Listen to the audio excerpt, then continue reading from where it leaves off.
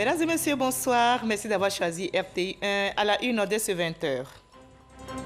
Le projet d'amélioration et de services aux industries en Côte d'Ivoire a été lancé par le ministre du Commerce et de l'Industrie, Souleymane Terrasouba. Il vise à booster la compétitivité du secteur économique ivoirien. Coût du projet, 200 millions de francs CFA.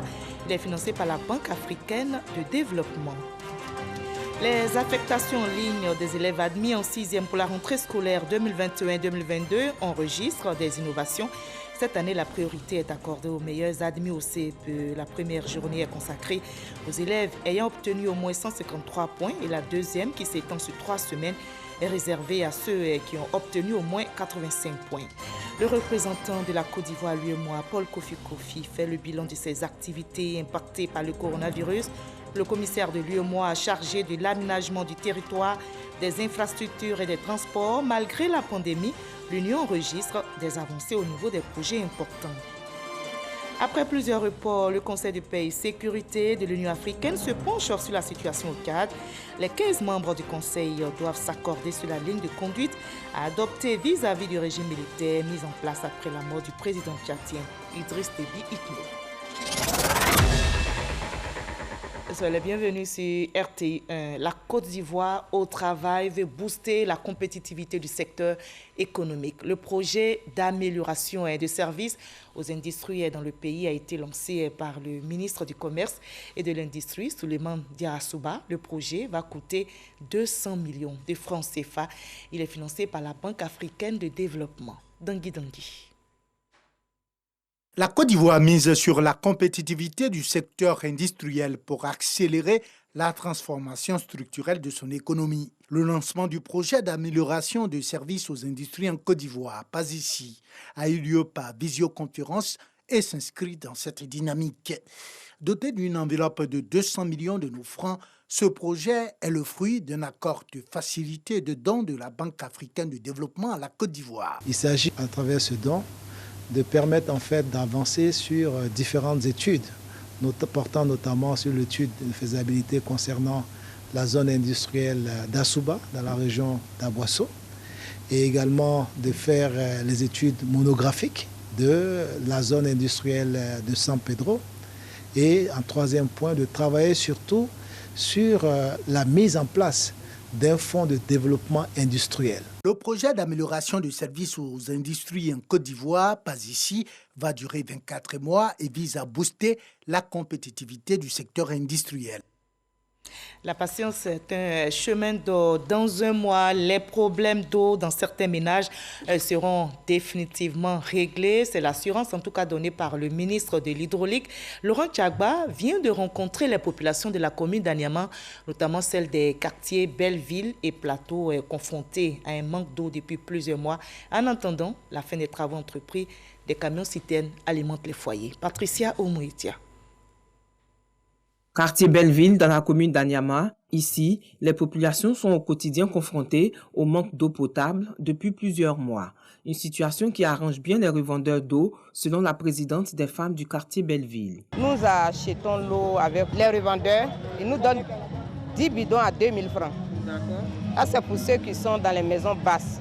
À l'étage, c'est 3500 francs, les 10 bidons. Un cri de cœur, entendu par le ministre de l'Hydraulique, il a donc effectué une visite de terrain ici à Agnaman, précisément dans les quartiers de Belleville et Plateau. Selon le ministre de l'Hydraulique, les travaux de renforcement de la production et d'extension de réseau prévus pour résoudre les problèmes d'eau pour les quartiers d'Agnaman, Belleville et Plateau sont en cours. C'est le problème de ressources. Vous voyez, lorsque Belleville est en hauteur par rapport au château d'eau, qui leur envoie de l'eau à partir de Ndotré. Mais lorsque l'eau que vous devez envoyer n'est pas suffisante, il n'y a pas suffisamment de pression. Donc la pression étant faible, l'eau ne monte pas. Ce que nous allons faire rapidement, et j'ai dit que dans un mois nous devons terminer cela, c'est de faire en sorte que d'abord on amène suffisamment d'eau à Ndotré pour que la pression que nous allons mettre dans les conduites soit forte pour que l'eau arrive dans toutes les canalisations.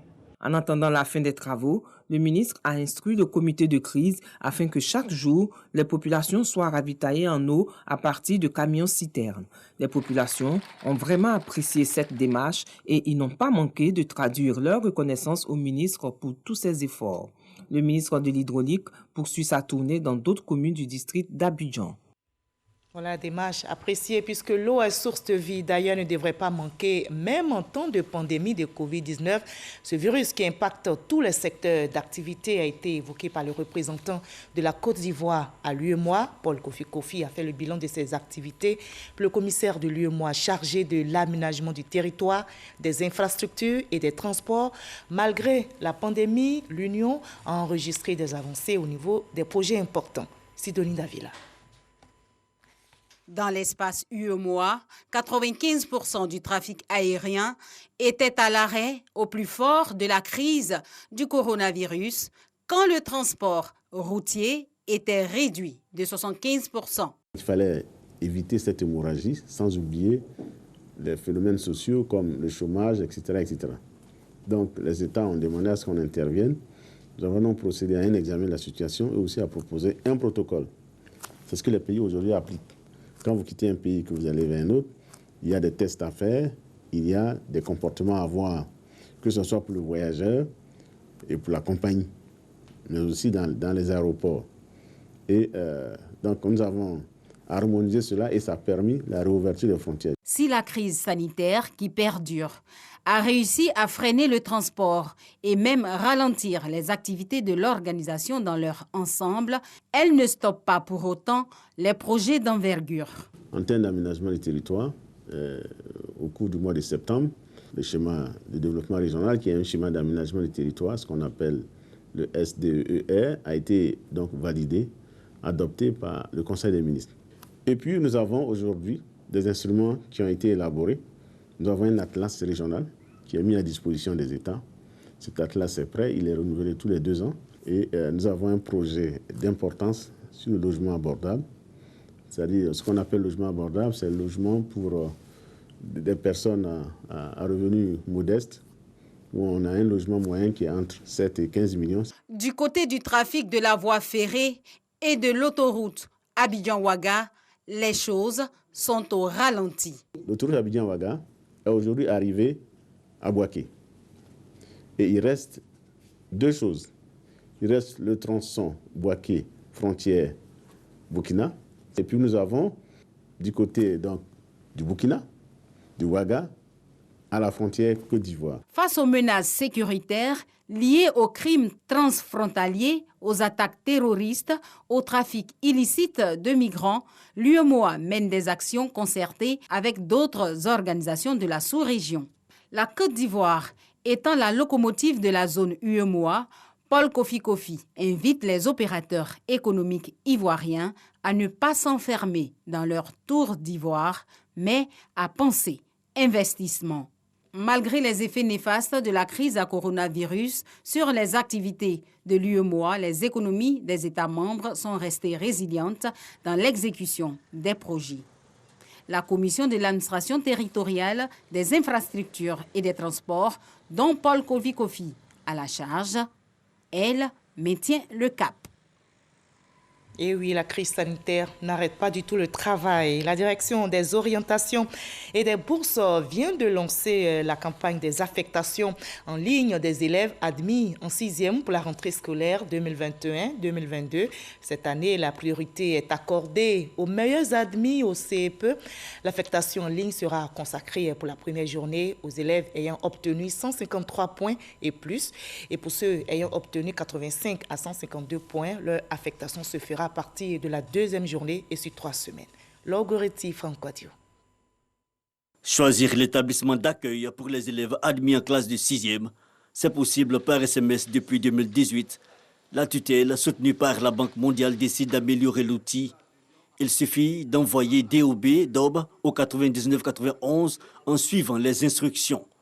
Après les orientations, les changements d'établissement ou transferts ne seront possibles seulement qu'une année après.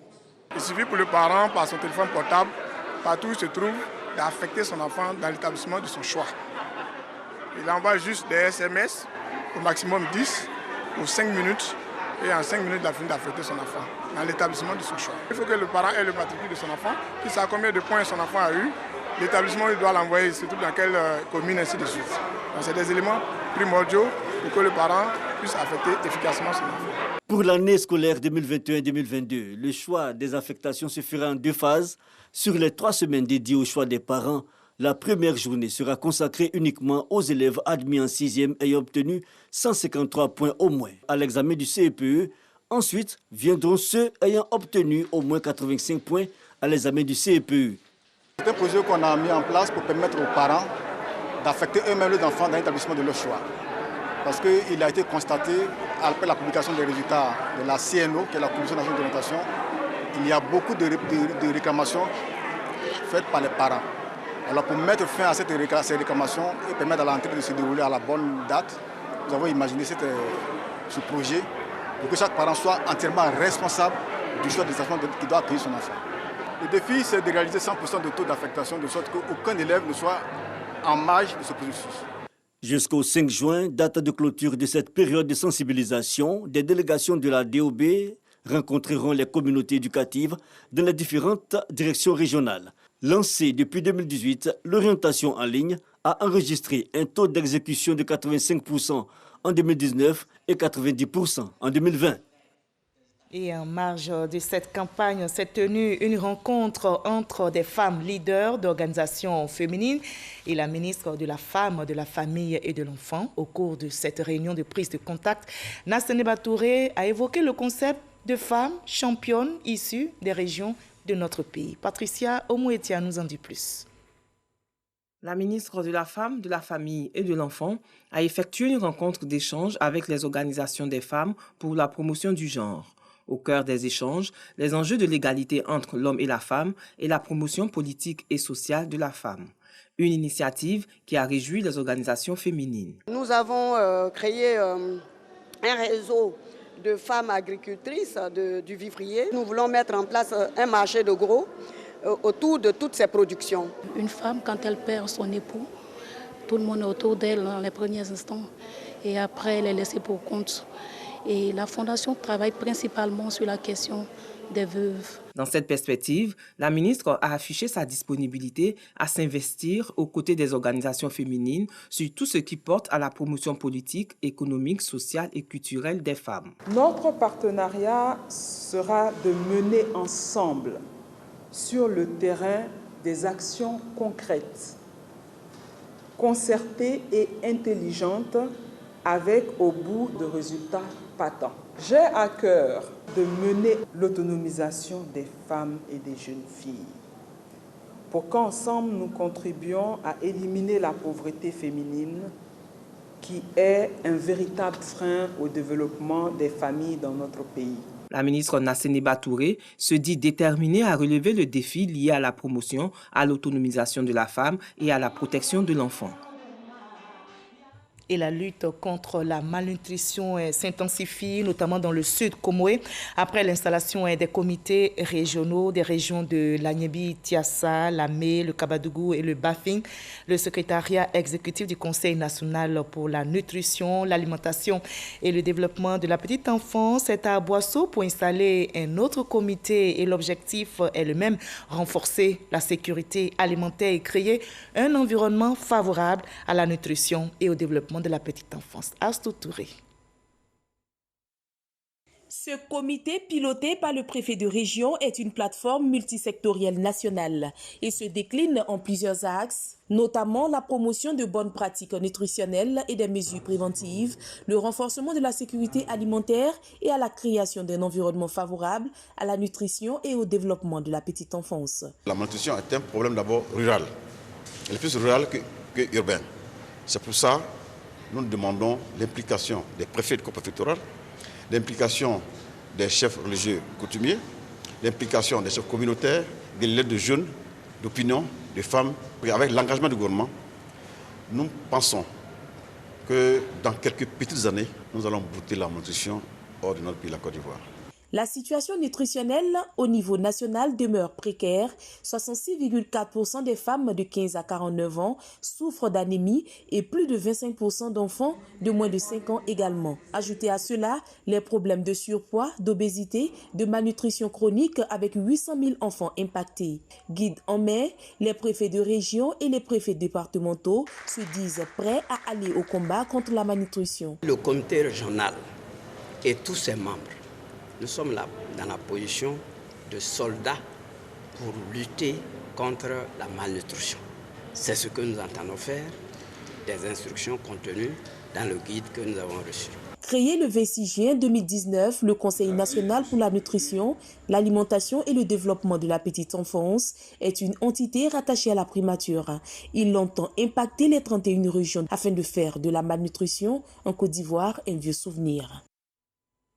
Et on continue de dire non à la pauvreté, non à la malnutrition et non au coronavirus.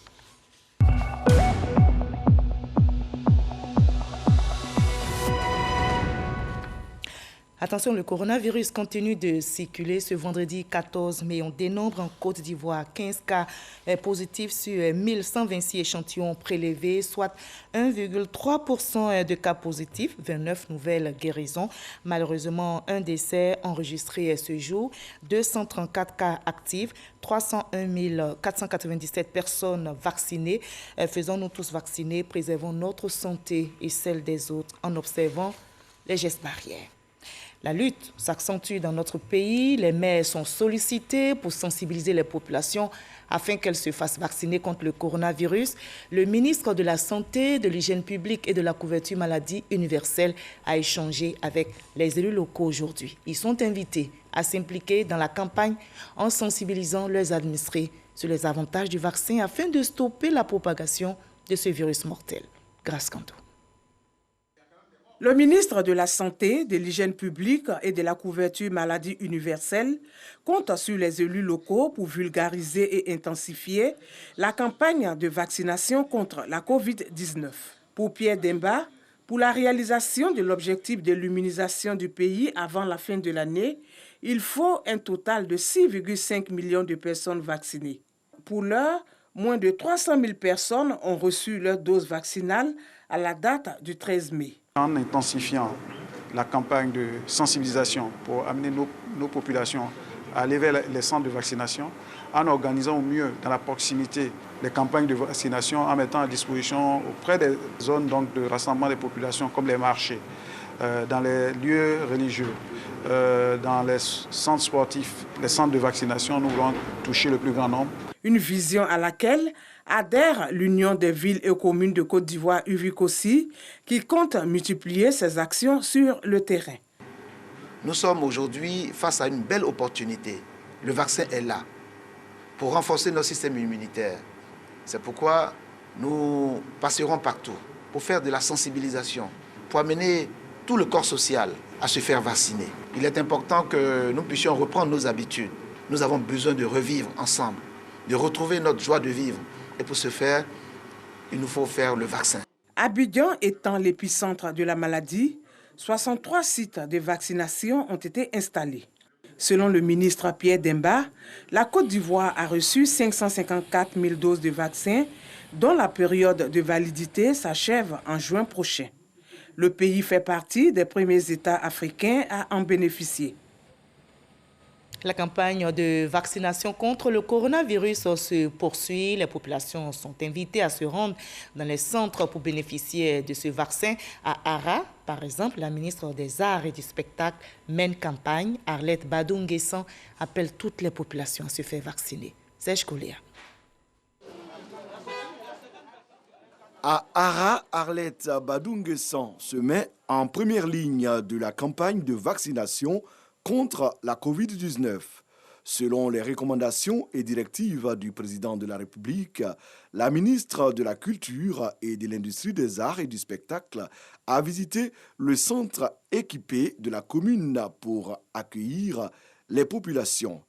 Elle s'est rendue compte du bon déroulement de l'opération tout en réaffirmant la volonté du chef de l'État de voir le maximum de populations vaccinées. Le gouvernement a décidé de faire profiter de ce vaccin à toute la population de la Côte d'Ivoire. Aujourd'hui, ARA a sa dotation. Ce que je suis venu vous dire, c'est de profiter de cette dotation du gouvernement pour vous protéger vos enfants, surtout pour les personnes du 3e âge, parce que c'est les plus vulnérables. Il y a beaucoup de rumeurs qui se disent sur les vaccins. Il n'en est rien. Augustin Dago, directeur départemental de la santé, a montré la nécessité pour tous de se faire vacciner. Il a fait l'état des lieux des actions de lutte contre la pandémie dans le département d'Ara. Le préfet Djezou Konan a quant à lui appelé ses administrés à affluer vers les centres de vaccination. Autre maladie à éradiquer, c'est l'Ebola. Notre pays est épargné heureusement, mais la vigilance reste de mise. La mission de l'Organisation ouest-africaine de la santé, qui vient de séjourner en Côte d'Ivoire, recommande de faire le suivi du plan de riposte sanitaire. Jamagagi. Les membres de la délégation de l'Organisation ouest-africaine de la santé, OAS, échangent avec le ministère de la Santé et de l'Hygiène publique sur le rapport de leur mission technique en Côte d'Ivoire. Ils révèlent des points positifs dans le plan de riposte sanitaire du gouvernement contre la maladie à virus Ebola et même de la Covid-19, notamment en termes de préparation, de réactivation de la riposte et du plan de communication. La mission technique de l'OAS retient des leçons apprises de la Côte d'Ivoire. Aujourd'hui, nous pouvons dire que nous sommes très satisfaits de toutes les dispositions qui ont été prises par le pays, bien qu'il reste encore des points à améliorer. Nous avons des leçons apprises, à savoir que le pays a déjà eu à expérimenter Ebola en 2015 et cela a donné beaucoup de force aujourd'hui au système de santé ivoirien. Le ministère de la Santé et de l'Hygiène publique prend acte du rapport et se dit prêt à renforcer ses actions de lutte contre la maladie à virus Ebola. Cette mission nous a permis de voir les forces et les faiblesses de notre riposte et sur les points sur lesquels nous devons travailler pour améliorer cette riposte. Nous avons en Côte d'Ivoire un dispositif qui est relativement clair et fonctionnel au niveau des frontières, notamment les frontières de l'Ouest où sévit la maladie à virus Ebola. La Côte d'Ivoire est l'une des étapes de la mission d'appui technique de l'OAS dans les pays frontaliers de la Guinée, pays le plus touché par l'épidémie du virus à Ebola. L'objectif de l'Organisation ouest-africaine de la santé est d'offrir le niveau le plus élevé en matière de prestation de soins de santé aux populations de la sous-région. Pendant une semaine, les étudiants en année de thèse vont soutenir leurs travaux de recherche devant un jury. Il s'agit de futurs médecins généralistes inscrits en unité de formation et de recherche UFR des sciences médicales de l'université de Cocody. Cette première session de soutenance qui a débuté prendra fin le 21 mai prochain. Didier Nguessan nous en dit plus.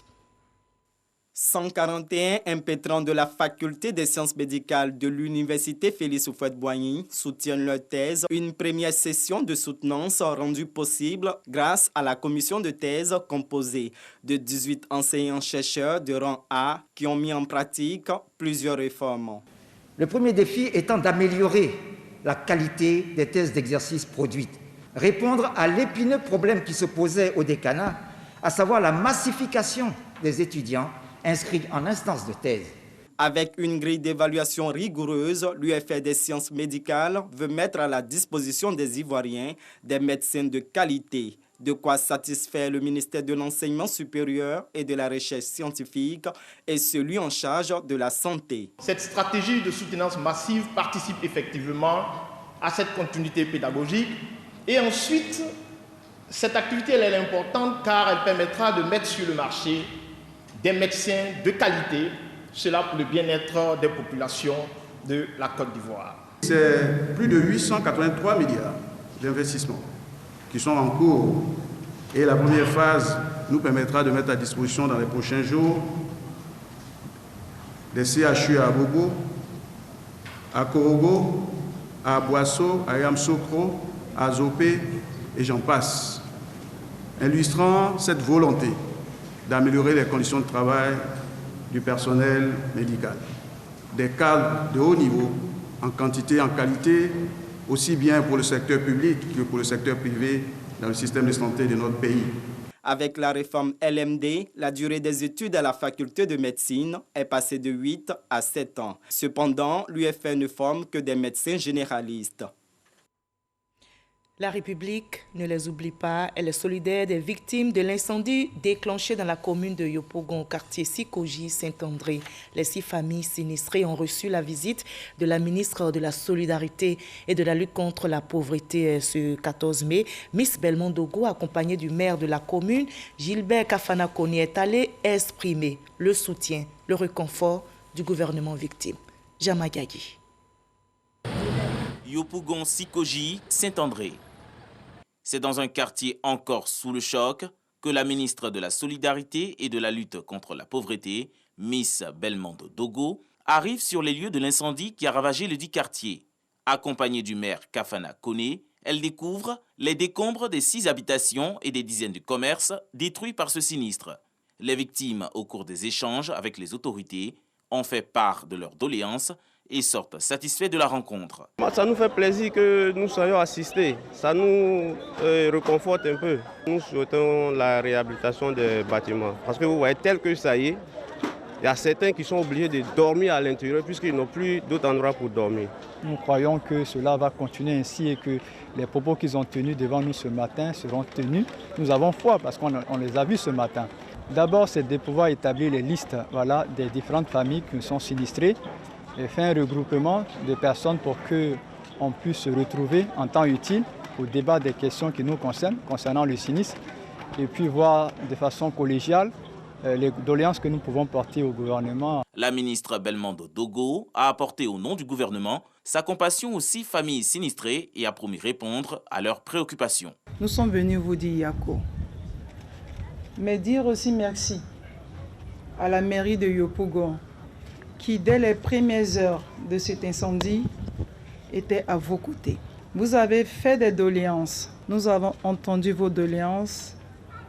Dès la semaine prochaine, nous reviendrons ici, sur cette même place, avec le ministre Kafana, maire de Yopougon, pour vous apporter le soutien matériel du gouvernement. Les victimes ont reçu un apport financier du premier magistrat de la commune, Kafana Kone. Pour rappel, l'incendie qui s'est déclaré dans ce quartier le jour de la fête de Ramadan a fait d'énormes dégâts matériels et aucune perte en vie humaine n'a été enregistrée.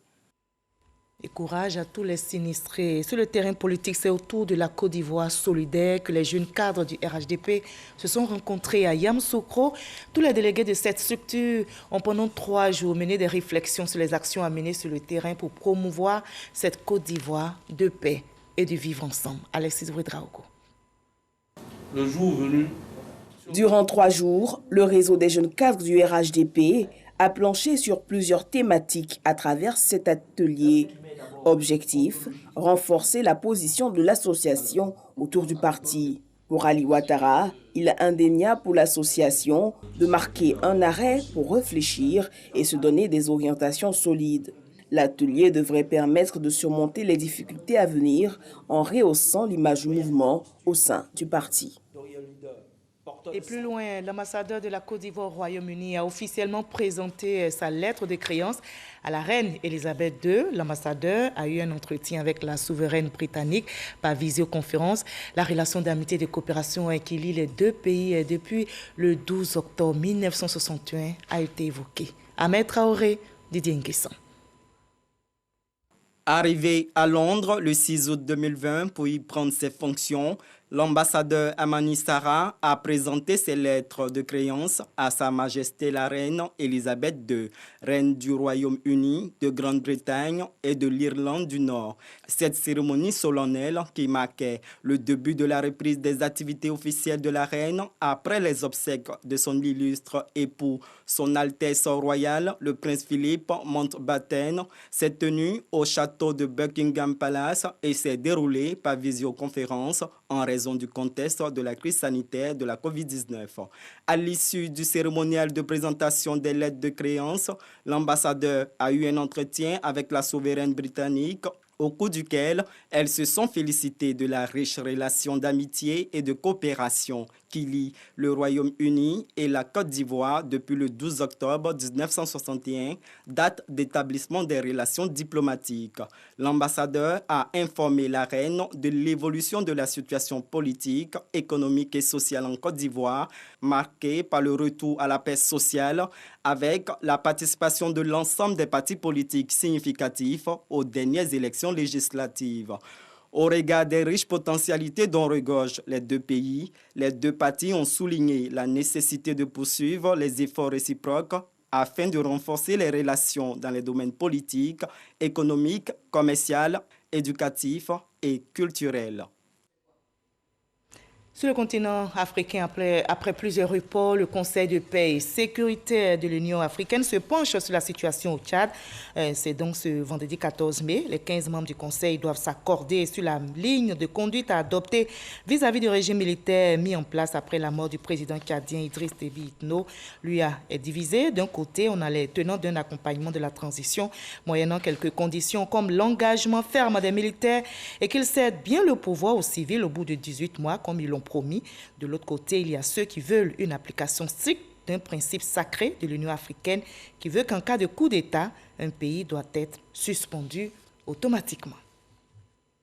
Vous l'avez compris, ce journal est terminé. Merci de l'avoir suivi. Il a été supervisé par Hervé Blé et Jean-Jacques Kwame. Merci à toute l'équipe technique, surtout à vous de nous avoir suivis. Demain 20h, vous avez rendez-vous avec Kolo Klubali. N'oubliez pas, prenez soin de vous.